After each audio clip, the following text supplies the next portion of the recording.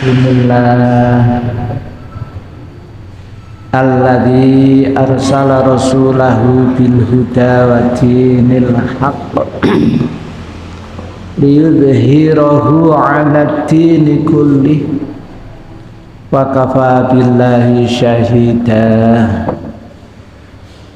Allahumma salli wa sallim wa barik ala nabiyyina Muhammadin sallallahu alaihi wasallam wa ala alihi wa ashabihi ajma'in wa man tabi'ahum bi ihsanin ila yaumiddin. Ya ayyuhalladzina amanu taqullaha haqqa tuqatih wa la tamutunna illa wa antum muslimun. Amma ba'du fa inna asdaqal hadithi kitabullah wa khairal huda huda Muhammadin sallallahu alaihi wasallam, syarrul umuri muhdatsatuha wa kullu muhdatsatin bid'ah wa kullu bid'atin dhalalah wa kullu dhalalatin finnar. Hadirin jamaah rahimani wa rahimakumullah. Puji syukur alhamdulillahi rabbil alamin. Allah takdirkan kita bertemu dalam rangka ibadah. Mudah-mudahan ibadah kita diterima Allah subhanahu wa ta'ala. Dan kita ngaji, kajian kita melanjutkan pembacaan kitab Tauhid, halaman yang ke-28, bab yang ke-6.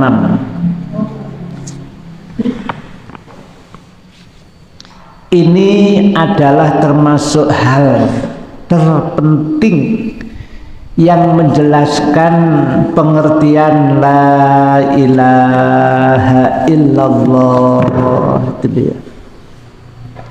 Sebab apa yang dijadikan Rasulullah Sallallahu Alaihi Wasallam sebagai pelindung darah dan harta bukanlah sekedar mengucapkan kalimah la ilaha illallah itu saja, bukan pula dengan mengerti makna dan lafalnya, bukan pula dengan mengakui kebenaran kalimah tersebut, bahkan bukan juga karena tidak meminta kecuali kepada Allah saja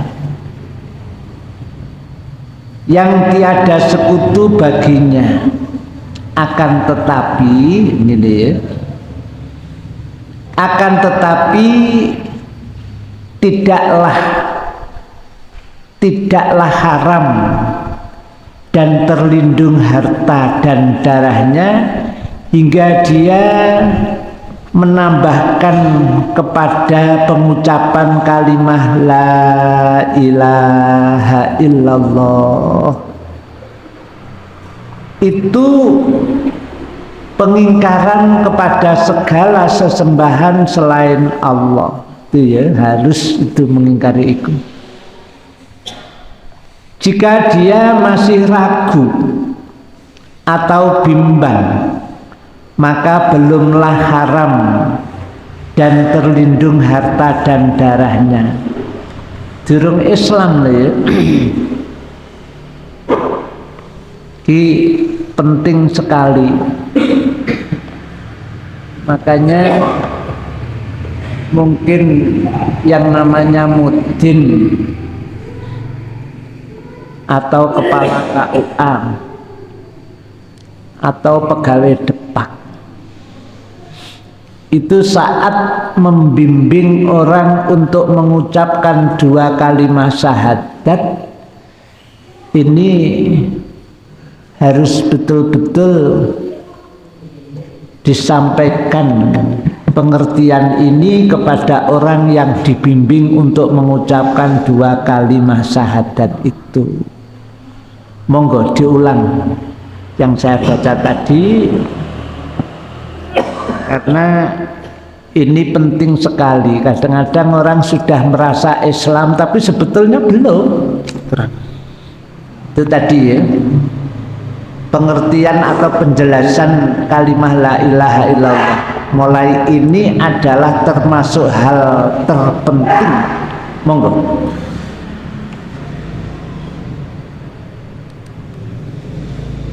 Ini adalah termasuk hal terpenting yang menjelaskan pengertian la ilaha illallah. Sebab apa yang dijadikan Rasulullah sebagai pelindung darah dan harta bukanlah sekedar mengucapkan kalimat la ilaha illallah itu saja. Nah, bukanlah sekedar mengucapkan kalimat la ilaha illallah itu saja, bukan. Lanjut.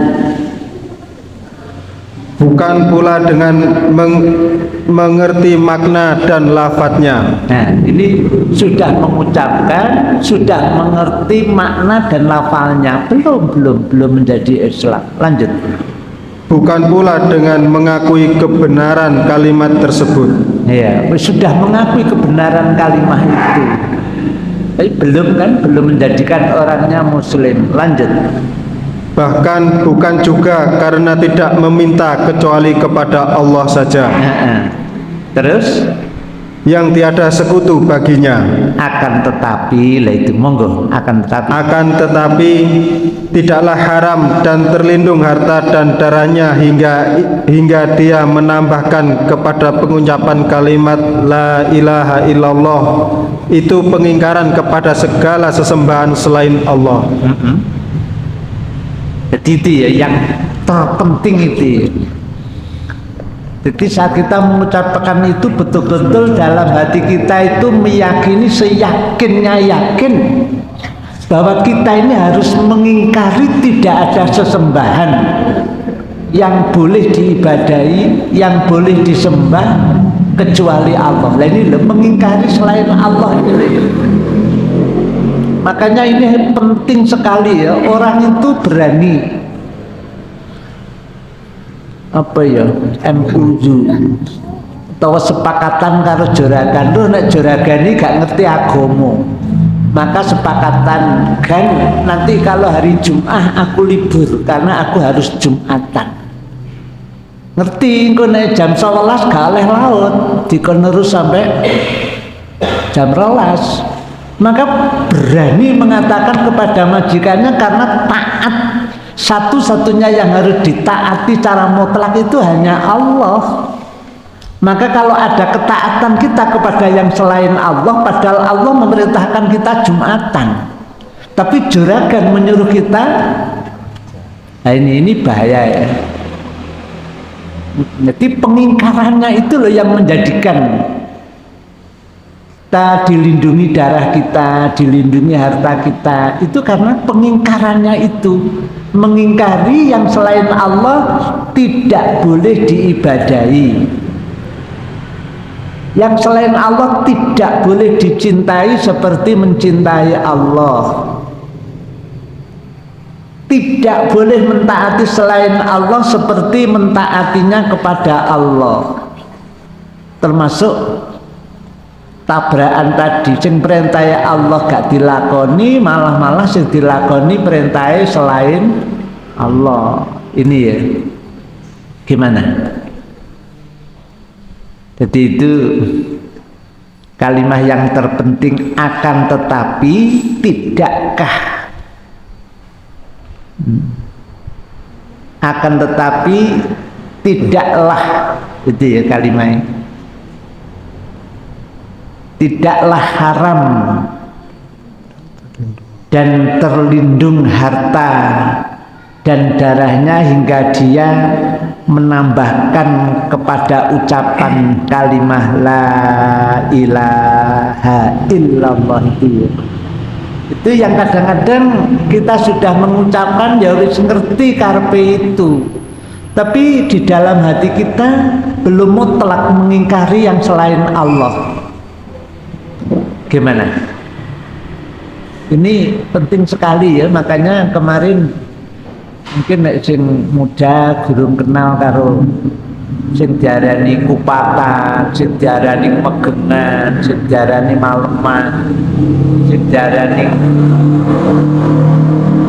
rokokan, sing diarani sepasaran, sing diarani tingkepan, selapanan itu rada gampang. Tapi kalau wong sing kadung mendarah mendaging dengan itu loh ya.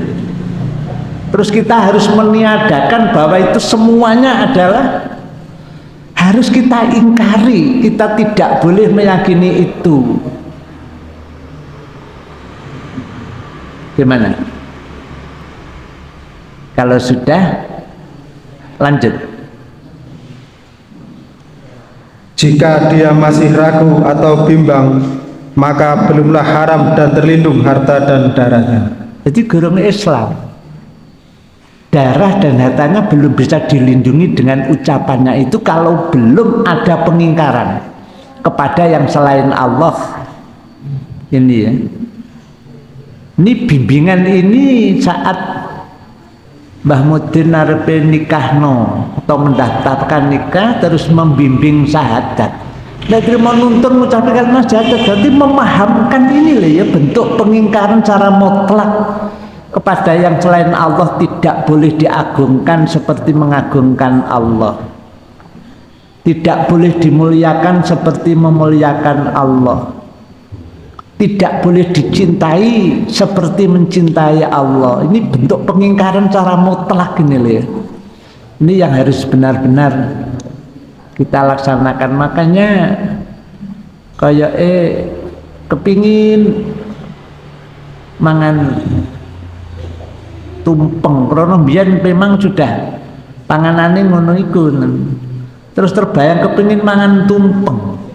Terus golek nang warung sing sudah menyiapkan pesanan tumpeng pamane.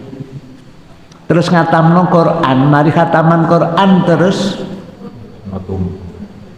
syukuraning tumpeng. Lah ini lho. Ini nek orang tidak pernah tenggelam di dalam pertumpengan enggak masalah. Tapi kalau orang sudah pernah tenggelam dengan pertumpengan, ini bahaya loh ya. Kalau akidahnya ini belum mapan, akhirnya kalau sampai timbul ragu atau bimbang tadi gitu ya, maka belumlah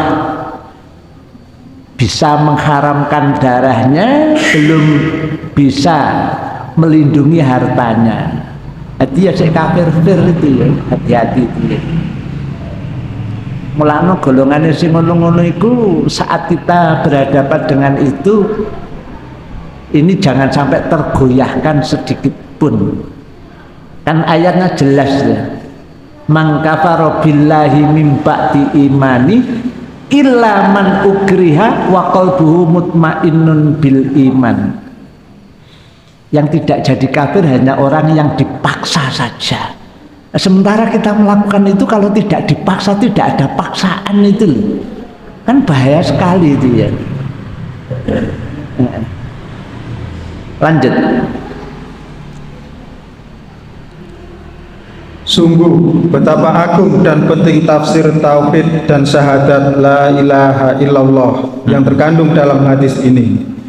Betapa jelas keterangan yang dikemukakannya dan betapa mematikan hujah yang diajukan bagi orang yang menentang. Ya itu ya. Jadi Rasul menjelaskannya dengan kalimah mangqala la ilaha illallah, terus dipaketno dengan wakaro fima yu'bad. Ini lho ya.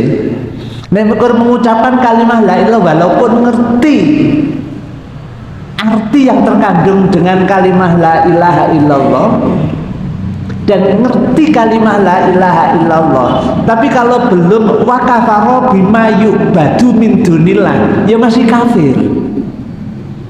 Harus wakafaro bima yu'badu min dunillah. Kalau kita telusuri dari nahwunya itu kan menggunakan kata sambung. Kata sambung itu kalau dalam bahasa Arab dikatakan atof. Atof itu kan pakai wawu, terus summa, hatta, fa, itu kan banyak ya.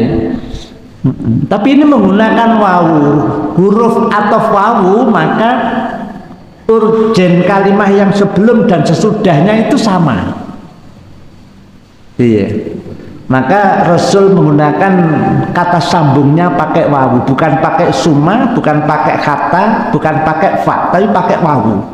Wa kafaro bima yu'bad. Jadi di samping kita ngerti ucapan kalimah la ilaha illallah, maka kita harus betul-betul ingkar terhadap apapun yang diibadahi selain Allah. Nek wis ngono, nek wis kira-kira mampu bentuk pengingkaran yang ada di dalam hatinya merupakan bentuk keyakinan seyakinnya yakin tidak ada yang boleh diibadahi yang selain Allah. Di kita bentuk peribadatan ini kadang-kadang kan kita nggak paham. Seperti tadi mentaati juragan padahal waktu Jumat juragan ini ngongkon kita kerja, padahal kita harus Jumatan.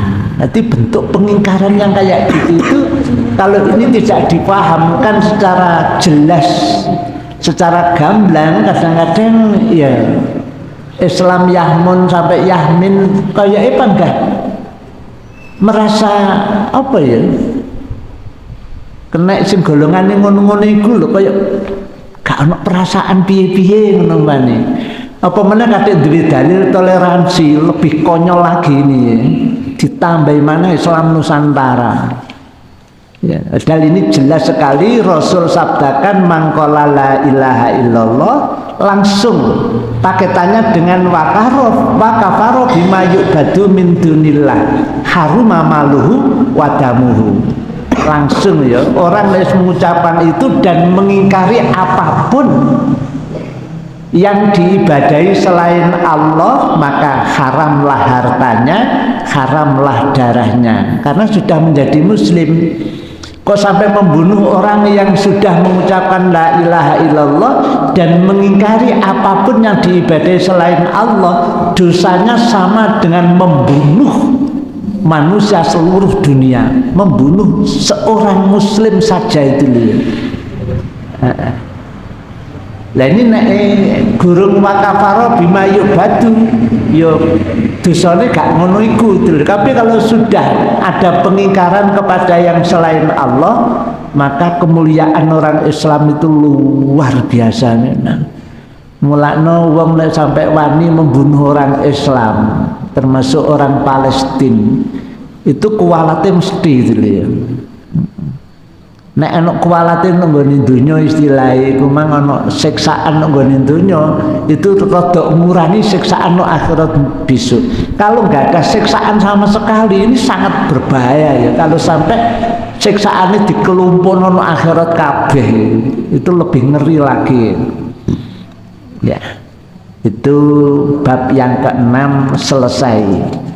Sebelum kita lanjut, mungkin ada yang menjadi unek-unek yang perlu dibahas.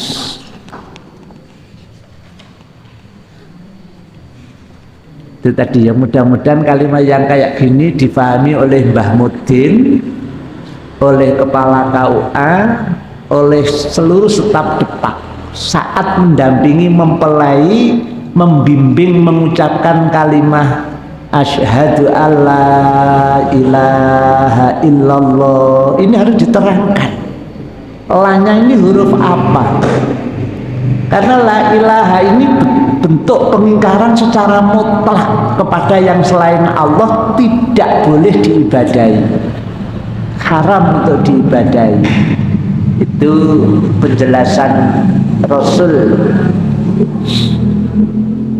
dalam hadis mangkola la ilaha illallah wa kafaro bima yu'badu min dunillahi haruma maluhu wa damu. Nek wis diharamkan hartanya dan darahnya, Rasul sabdakan wa hisabuhu ala Allah, sudah hisabnya itu sudah terserah Allah sudah. Kan itu orang ahli surga sudah nek wis mengucapkan itu. Pemenang mari mengucapkan mati itu enak ya, karena kemurnian kesucian akidahnya ini tidak tercemari dengan kekufuran kesirikaning orang yang ada di sekitar kita, sehingga aman sekali. Masuk bab yang ketujuh, termasuk syirik memakai jimat atau memakai gelang, memakai benang dan sejenisnya sebagai pengusir atau penangkal mara bahaya. Itu ya.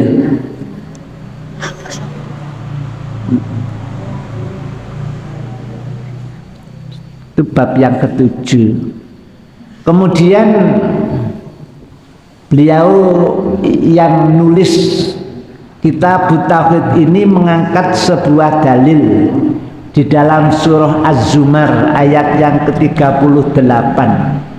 A'udzu billahi minasyaitonir rajim.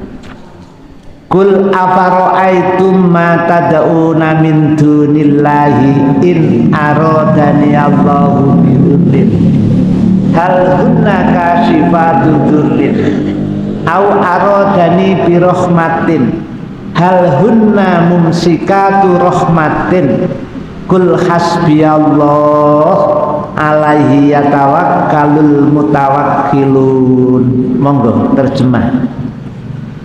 Katakanlah, maka terangkanlah kepadaku tentang apa yang kamu seru selain Allah.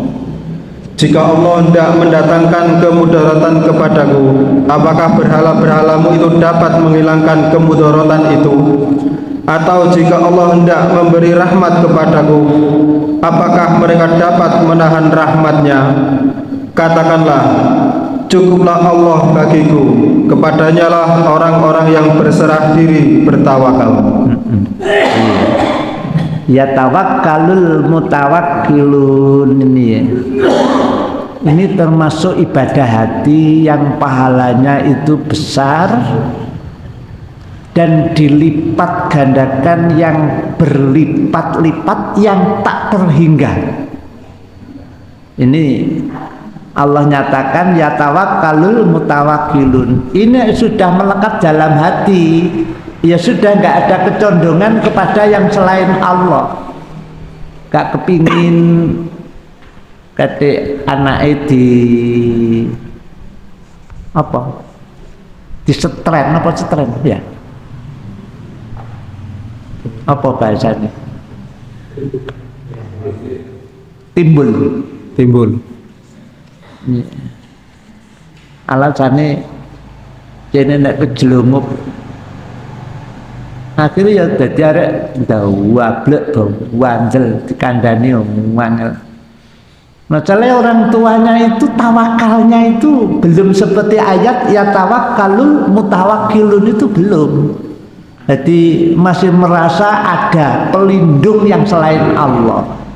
Apa pelindung? Ya jimat-jimat itu tadi sing digelangno nang anak, dikalungno nang anak. Iya. Itu kan kayaknya kayak barang-barang sepele. Padahal kita yang tua-tua kayak gini itu lama terjerumus di sana. Ini walakno menghindarinya ini butuh perjuangan. Beda dengan anak-anak yang nggak kenal itu aman itu ya. Walakno anak-anak jangan dikenalkan kayak gitu-gituan, jangan. Kalau dikenal karo dukun hitam kayak gitu jangan. Akhirnya ilmunya ya ilmu hitam kayak gitu. Jangan ya. Di sini ayatnya jelas, babnya tegas dan jelas, termasuk syirik memakai gelang, memakai jimat maksudnya ya. Nah gelang jam gak masalah lah ya.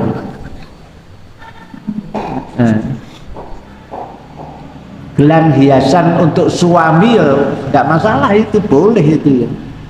Tapi nek katik gelangi disuwuk nang nggone mbah dukun niku sing bahaya. Dan sejenisnya. Terus tujuannya apa? Sebagai pengusir atau penangkal mara bahaya. Ayatnya dalam surah Az-Zumar 38 tadi sudah dibacakan. Jadi intinya alaihi yatawakkalul mutawakkilun, hanya kepada Allah lah kita berserah diri untuk bertawakal kepadanya. Yatawakkalul mutawakkilun, ya.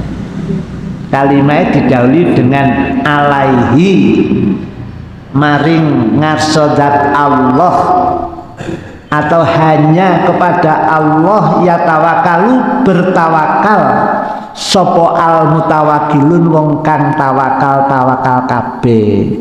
Biasanya wis nyekeli jimat atine wis gak ono rahku gak ono bimbang, karena tawakalnya itu tidak kepada Allah saja, ono tawakalnya kepada jimat, sehingga wis teko ngene Mojo Agung lho kurang ajar mulai karena jimatnya keri. Coba itu syirik gitu loh ya. Kadang terjebak nggone iku, kita harus segera bisa melepaskan diri dari golongan jimat-jimat itu, entah apapun bentuknya jimat itu, mungkin berupa sabuk apa Haikal sing dirajah, mungkin dari kulit kijang atau kulit kambing gibas.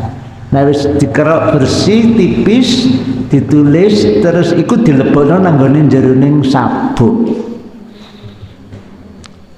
atau jaket rompi dikebeki dengan raja. Terus akhirnya wong sing gak paham timbangane raja rompi ketinggalan teko Mojo Agung balik mulih, akhirnya gegere dirajah. Oleh gak arepe keri kandil terus. Itu bentuk-bentuk kesyirikan kayak gitu, itu harus kita lepaskan ya. Sebelum kita mati kita harus bertaubat dari semuanya kesyirikan itu. Lanjut. Imran bin Husain radhiyallahu an menuturkan bahwa Nabi sallallahu alaihi wasallam melihat seorang laki-laki terdapat di tangannya gelang kuningan. Maka beliau bertanya, "Ma hadhihi?" Qala, apa iku tanganmu iku? Minal wahinati faqala inzina, langsung ya. Lepas gelangmu itu, lepas. Inzina kalimatnya begitu ya. Dikon lepas karo Nabi. Fa innaha la yaziduka illa wahnan, nah, kayak gitu. Itu tidak akan menambah kepadamu kecuali wahnan. Fa innaka law mitta, maka sungguh kalau kamu mati wahya alaika, kamu sik model kaya ngono iku, ma aflahta abadan, kamu tidak akan menemukan kebahagiaan selama-lamanya. Jadi yang ngganen rokok kanang swarga blas sudah. Coba baca terjemahnya. apakah ini? Orang itu menjawab, penangkal sakit. Nabi pun bersabda, lepaskan itu, karena ia tidak menambah pada dirimu kecuali kelemahan. Sebab jika kamu mati sedang gelang itu masih ada padamu, maka kamu tidak akan beruntung selama-lamanya. Hadis riwayat Imam Ahmad dengan sanad yang bisa diterima, tidak diragukan ya, sanadnya ya bisa diterima. Itu ya, jadi memang tawakal kita itu harus betul-betul mutlak kepada Allah. Tapi ingat ya, jangan sampai meninggalkan syariat yang Allah syariatkan. Contoh sakit, kita tawakal walaupun kita berangkat ke rumah sakit mencari obat, mencari tombo, tapi tawakal kita ini tetap mutlak kepada Allah. Tidak ada tawakal kepada dokter, enggak. terus meyakini nek nggone dokter iki mesti waras. Jangan. Yang bikin sakit itu Allah, yang akan menyembuhkan juga Allah. Maka tawakal kita harus kepada Allah. Jadi saat kita semangat mencari obat, tawakal kita jangan sampai lepas dari hati kita, pikiran kita, tetap bertawakal kita kepada Allah. Jadi wasilah yang disyariatkan itu ya termasuk pergi ke dokter. Tapi nek wasilah njaluk nanggone dukun gembolan cene gak mbuh pun ngapa karepe. Itu bahaya ya. Ini real ya, saat zamannya Rasul itu ada laki-laki yang pakai gelang.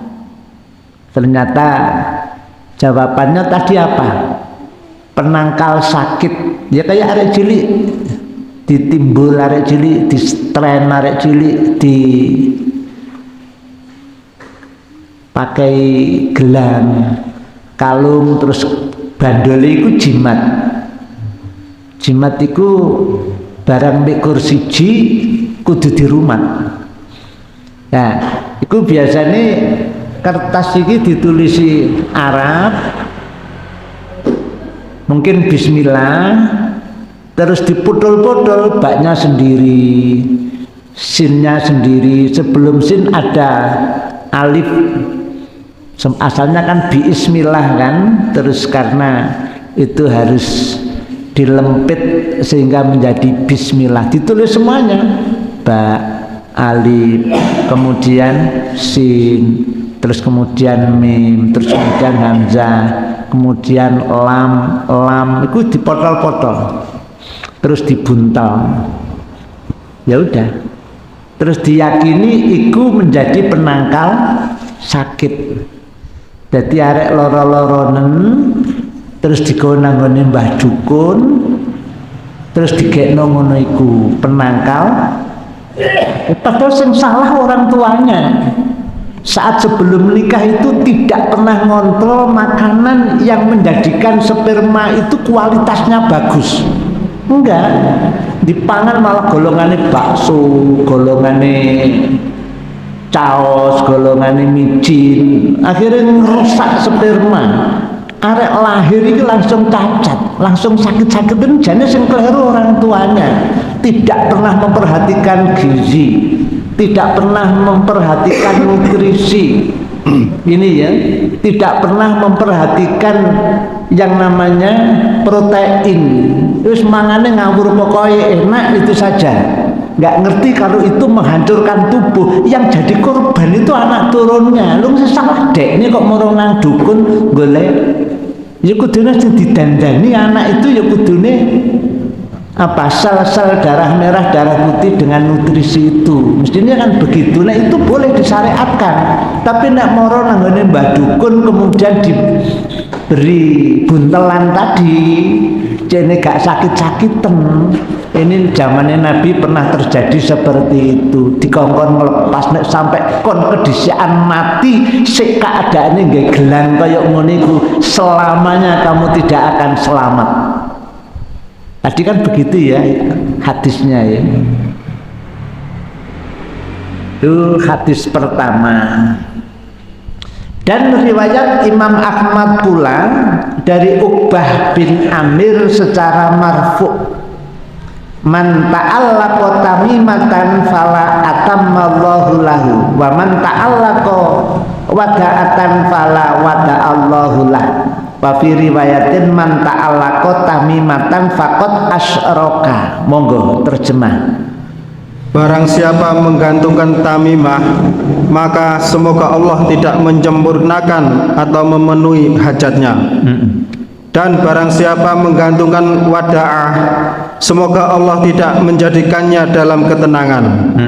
Disebutkan dalam riwayat lain, barang siapa menggantungkan tamimah, maka dia telah berbuat syirik. Walaupun sekedar merupakan kupat karo lepet ya. Saat arpe soyo Tapi bano salam gak ono kan ngono iku. Tawa gedang digantung nggone. Itu malah didongakno tidak selamat deh. Hadis loh ya ini tadi ya. Man ta'allaqa tamimatan fala atamallahu lah. Barang siapa menggantungkan tamimah, Rasul dawuhkan fala atamallah, maka semoga Allah tidak menyempurnakan atau memenuhi hajatnya. Kepingin ini kan omai dadi api awet, tapi nyatane lagi dadi disegel karo bank. Umpamane lho ya mangan. Padahal wis dikai gantungan. Kan berarti gak selamat ya. Sekarang apa yang dimaksudkan tamimah? Monggo. 26. Tamimah adalah sesuatu yang dikalungkan di leher anak-anak sebagai penangkal atau pengusir penyakit, pengaruh jahat yang disebabkan rasa dengki seseorang, dan lain sebagainya. Iya. Kemudian wadaah atau wadiah, kalimat wadaah bahasa Arabnya ya, monggo. Apa wadaah itu? Wadaah adalah sesuatu yang diambil dari laut, menyerupai rumah kerang. Menurut anggapan orang-orang jahiliyah dapat digunakan sebagai penangkal penyakit. Termasuk dalam pengertian ini adalah jimat. Ya iku lho golongan sing dalam syarat Islam gak ono tapi dilakoni itu lho. Iya. Pernah Nabi saat membangun Masjid Qiblatain, kemudian saat saya gantung-gantung ngono iku kan enggak toh? Memang enggak ada syariatnya dalam Islam. Kemudian kok di kita ada, ya kita harus telaten. Kersane nopo mbah kok digantungi ngoten niku. Kok lak crita mbah. Nek mbah wis curiga yo kon niku akan cangkem kok lewanyan. Meneng wae cangkemmu itu. Ngono ya mbuh nek wis curiga dhisik sampean dicangkem-cangkemno. Tapi nek mbah gak curiga biasanya gelem nerangno. Iki ngaji nang ngene tukum nang ngene Masjid Mujahidin wis ngono iku. Radikal. Memang biayanya mahal ya untuk memunculkan kalimat radikal dibenturkan dengan nasionalis ini tidak murah loh ini. Berapa triliun digelontorkan mengenai para cendekiawan sing gelem membenturkan antara nasionalis dengan agamawan. Wong nek nglakoni agama sing api iku dituduh gak nasionalis. Akhirnya wong sing nglakoni agama rada apik gak wani. Arep nerangno ngene-ngene iki wedi nek dituduh radikal, wedi dituduh. Ini enggak sedikit loh biayanya, mahal sekali memang. Kemudian dan ini terus dibawa nanggone ada namanya politik identitas, politik macam-macam. Ya. Tapi rupanya akhir-akhir ini gak patek payu maning. Ya. Dulu wong pakai jubah ngene iki apa meneh kate ireng ya wedi ya. Wedi dipentelengi tanggane. Sekarang kan enggak toh. Aku mang mrene ngliwati omah akeh juga dipentelengi wong blas. Coba dulu. Cek payu-payune teroris, payu-payune propaganda membenturkan antara nasionalis dengan agama Islam ini, masya Allah. Jadi wong kayak jepiping ngene ya. Sekarang alhamdulillah akhirnya tambar dewi. Orang pakai cadar sekarang sudah alhamdulillah di mana-mana. Dulu takutnya luar biasa dengan orang yang pakai cadar itu. Bertamu nang omahe sampean mungkin perlu diusir barang dulu, sekarang enggak. Iya. Jadi makanya kita perlu membaca hadis-hadis seperti ini untuk memperbaiki akidah kita. Jangan sampai kita terperosok lagi dalam akidah yang batil seperti dulu. Masalahnya nek gurung dibersihi iku ngucap kalimah la ilallah ngerti artinya ritai belum menjadikan darah dan hartanya terlindungi. Nek wis mengucapkan dan mentiadakan segala bentuk kemusyrikan tadi, maka baru dia itu harus dilindungi darah dan hartanya. Itu tadi ya.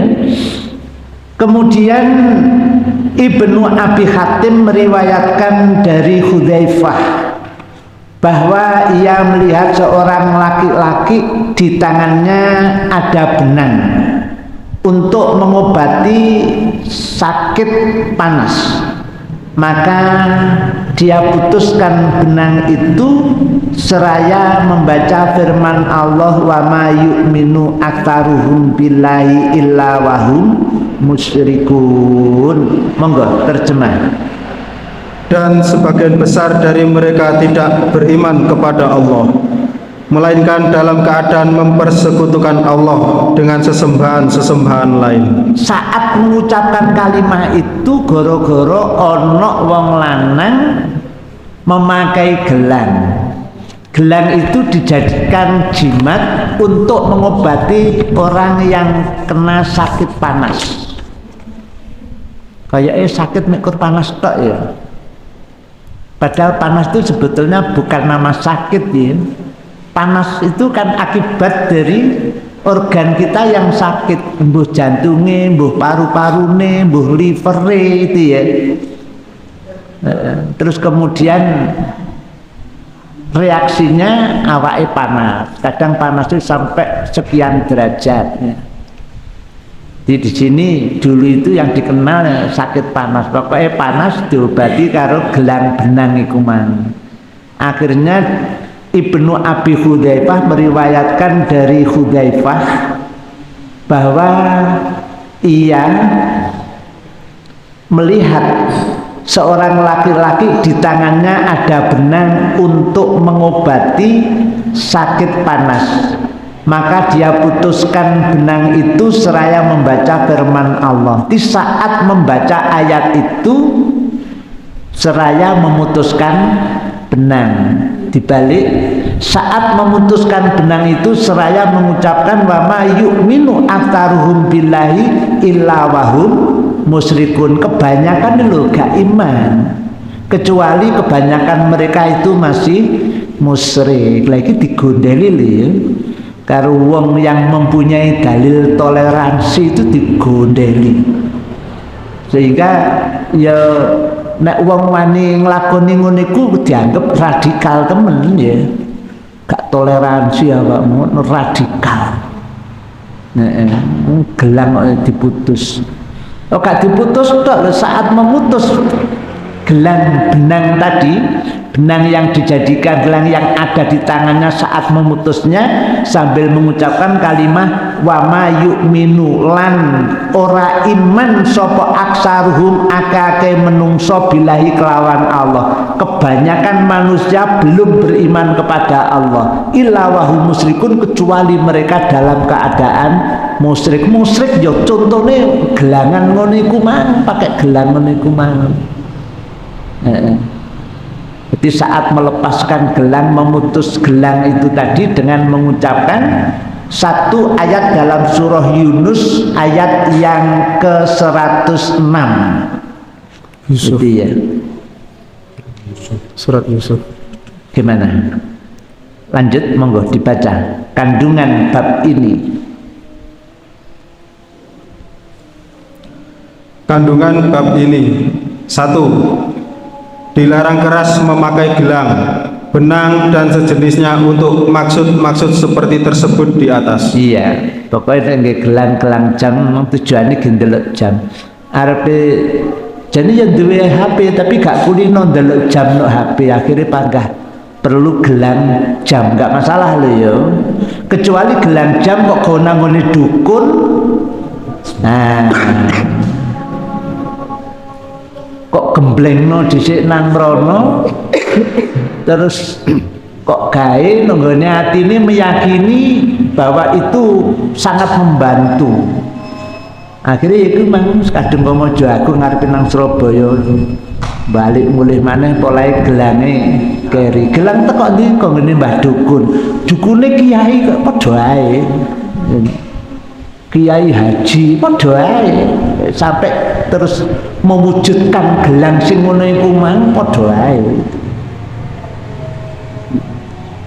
Dulu itu zamannya sahabat ya, itu karena Nabi dipotong kok, dikongkon lepas, sampai gak kok lepas, kedisian kamu mati, maka kamu selamanya tidak akan selamat, tidak akan bahagia.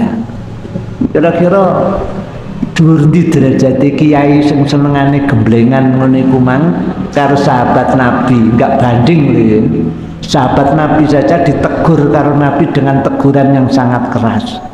Wong saking negur ngono iku rada kekerasan ngene iki wedi nek diarani radikal. Jangan. Ini ayat kita samakan ya seperti inilah ayat. Karena ayat-ayat Al-Qur'an itu tidak pernah terpengaruh dengan kebatilan-kebatilan yang ada di sekitarnya, baik di depannya, di belakangnya, tidak pernah. Jadi Quran itu suci dan murni, bersih dari kotoran-kotoran semuanya itu. Maka barang siapa kalau mengucapkan berdasarkan Al-Quran pasti ucapannya benar. Barang siapa minta keputusan hukum kepada Al-Quran pasti mendapatkan keadilan. Barang siapa dimintai hukum, memberikan hukum dengan Al-Quran pasti adil untuk memberikan keputusan.